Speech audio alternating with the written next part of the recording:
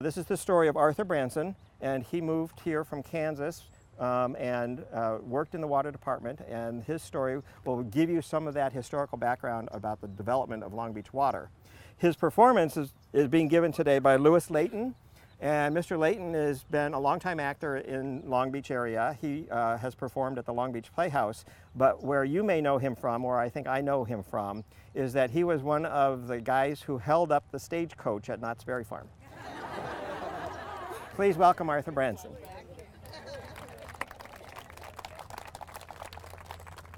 Good morning. Welcome to the Long Beach Municipal Cemetery, where the grass is definitely greener on our side of the fence. I'm Arthur Branson, and I'm buried here with my first wife, Ida. I was born in 1871 in Kansas, and as I grew up, I saw other farmers leaving Kansas for California, so I decided that I'd give it a try too. Well, by the time I was 20, I lived in Long Beach and worked in a laundry. Happily for me, I met Ida. We married in 1894 in the romantic town of Riverside. Now, the Nixons and Reagans later followed our example and honeymooned there at the Mission Inn. Now, when I first arrived in Long Beach, there were several water companies servicing the city. In 1904, I went to work for the Long Beach Water Company. It was a private outfit that had consolidated the holdings of several other companies. Now, the most important part of our operation was up here in what's now Willow Springs Park. There were water wells, pumping plant, reservoir, and the land where we kept our equipment. Now, a couple of years after I went to work there, Ida and I moved into a bungalow that the company had built on the site. I supervised the work of the maintenance crews and equipment, and Ida and I served as 24-hour watchmen for the site. Now, the Long Beach Water Company, they couldn't overcome the legacy of unreliable service of the companies that had consolidated. The public sentiment for creating a municipal water service was too strong. The owner offered to sell the company's plant to the city, including 230 acres of water-bearing land, 6 wells, 2 pumping plants, 5 reservoirs, and a delivery system for $400,000. Not a bad deal.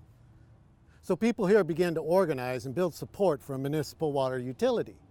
With municipal ownership, they argued that there would be no stockholders collecting profits every time the residents flushed a toilet or took a bath. Now, if Long Beach citizens owned their water service, profits would take the form of lower utility bills. And if there was a problem with the water service, well, local voters could just vote out the council members who controlled the water department. So in 1911, Long Beach voters agreed to sell bonds and buy the existing water systems and create the Long Beach Water Department. I was one of its first employees. Now, living so far out here from downtown might have been lonely. Most of the development you see around here today came along after oil was discovered up here in 1921. It was, like the lands over there, California Avenue, Long Beach Boulevard. It was a type of town that, well, there was only, one other water department employee who lived up here, Luther Buford. And his family lived next door to Ida and me. Now, our 2 houses, they were on California and Arabella. Arabella was a little dirt road that had ran through the center of the property. It was named for Arabella Huntington, the wife of Henry Huntington, who owned the Pacific Electric streetcar system. Now remember, just because we were surrounded by farms and lived on a dirt road, that didn't mean this was the sticks. No, sir. On California Avenue, trains chugged along every day. And on Long Beach Boulevard, the Pacific Electric streetcar system headed for Long Beach. And at Willow, it branched off towards Huntington Beach. And a settlement grew up there called Willowville. Now, Willowville had a few stores, including the Long Beach Milling Company. It was owned by the Harnetts.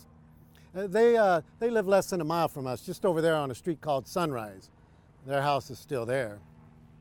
Now, Tom Harnett, he managed the Willowville store. They sold supplies, processed grain, and other crops that were being sent to market on the train or the trolley. It was almost like we had our own farm here. It's funny because it was like our own little town. Now, in 1916, Ida passed away. She was only 52. But I didn't stay lonely for long. I soon met and fell in love with Dora Clark, and we married in 1918. And she moved into my house with her daughters. Now in 1920, the city decided to annex the water department's facilities out here. Now the land was already owned by the water department, but it was outside the city limits. Los Angeles Herald made a point of noting that the vote for annexation was unanimous. The Bufords and the Bransons voted yes. Now, after that, the mayor announced a grand park to be built on 120 acres of recently annexed land. There were plans for a golf course with a lake, a swimming pool, picnic areas, ballparks, and much more.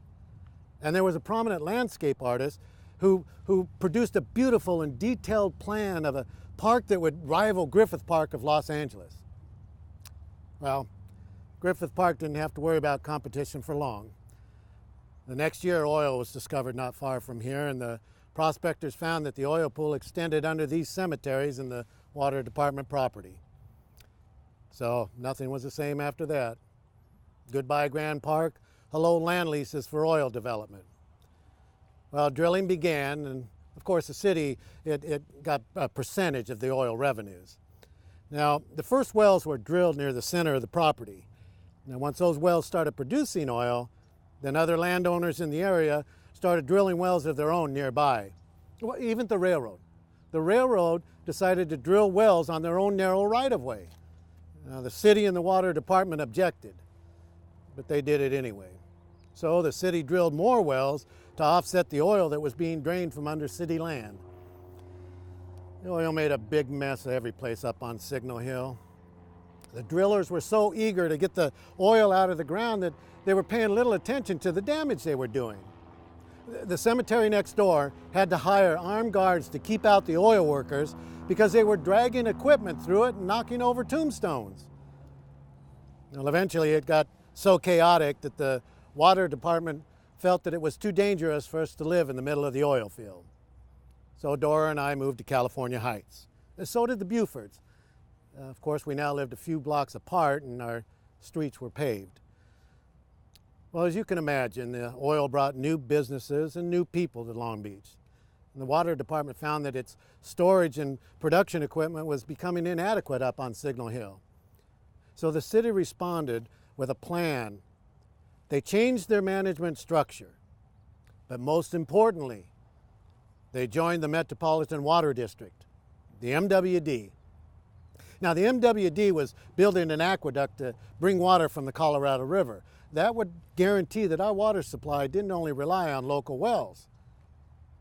Well, then in 1933, an earthquake shook the city like a dog shakes a bone. And not surprisingly, it damaged some of the water department's equipment. But fortunately, Roosevelt's New Deal helped the city replace much of what was damaged, and it let us continue to upgrade and improve our service and equipment. Well, when I finally retired, I was proud of what we had accomplished here and the service that we had provided city residents. In 1940, at the age of 69, I passed away. Dora buried me here next to Ida and near our home where I'd lived with each of them. You know, I'm happy to see the city turning the land I once worked and lived on into a park. Well, there's even artists that are taking equipment that we once used and making sculptures out of it that you can see in the park. I feel quite at home here, I must say. Well, I want to thank you all for coming by, and I hope that someday you'll visit the park and think of the Bransons and Bufords who once lived there. On behalf of the Historical Society, I bid you good day.